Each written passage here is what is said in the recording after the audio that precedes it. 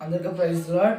ఈరోజు మన వాగ్దానం ఏంటంటే కీర్తన గ్రంథము 37 అధ్యాయము 40 వచనం.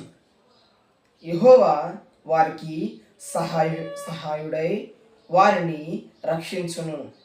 వారు యెహోవా శరణుజొచ్చి ఉన్నారు గనుక ఆయన భక్తిహీనుల చేతిలో నుండి వారిని విడిపించి రక్షించును.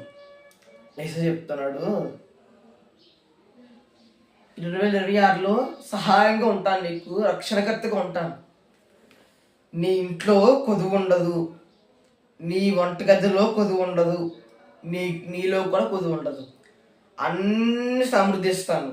నాకు నువ్వేం చేయాలి? ప్రార్థన చేయాలంతే. ఉదయకాలం లేచి ప్రార్థన చేయాలి, సాయంత్రం ప్రార్థన చేయాలి, అంతే. ప్రార్థన చేసామనుకో సమృద్ధించేస్తాను, నీకు లెక్కలేనంత సమృద్ధించేస్తాను. సకల ఐశ్వర్యం కారణభూతులను నేనే నీ పక్కన ఉంటానని చెప్తున్నాడు యేసయ్య.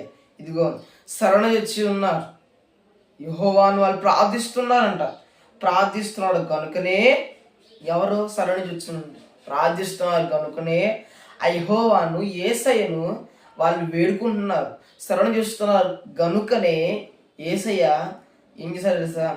భక్తిహీనుల అంటే అప్పుల సమస్యల్ని, ఇబ్బందుల్ని, ఆర్థిక సమస్యల్లో ఉన్నవారిని, స్నేహితులు ఊరిలో కల్పించే వారిని, ఇలాంటి వాళ్ళందరినీ యేసు భక్తిహీనుల చేతిలో నుండి విడిపించెను. భక్తిహీనుల చేతిలో నుంచి వారిని విడిపించి రక్షించును. భక్తిహీనుల చేతిలో నుండి వారిని విడిపించి అభివృద్ధిపరిచాను. ఇక్కడ చూస్తారు చెప్తున్నాడు, దేవుడు చెప్తున్నాడు, నువ్వు నాకు ప్రార్థన చేసావనుకో నీకు కష్టం ఉండదు, ప్రార్థన చేసావనుకో నీకు ఇబ్బంది ఉండదు, నువ్వు ప్రార్థన చేసావనుకో నీ కురికి ఉండదు. ఏం చేస్తున్నావో నువ్వే లెక్క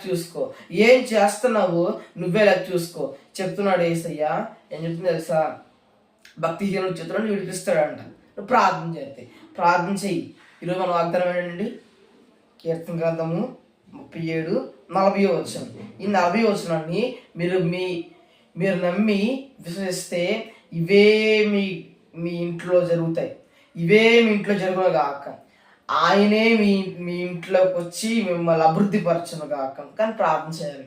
అదొక్కటే చేస్తే ఆయనే దిగి వస్తాడు, కారణం జపం చేస్తాడు.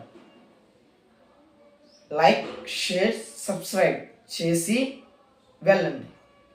Praise lord.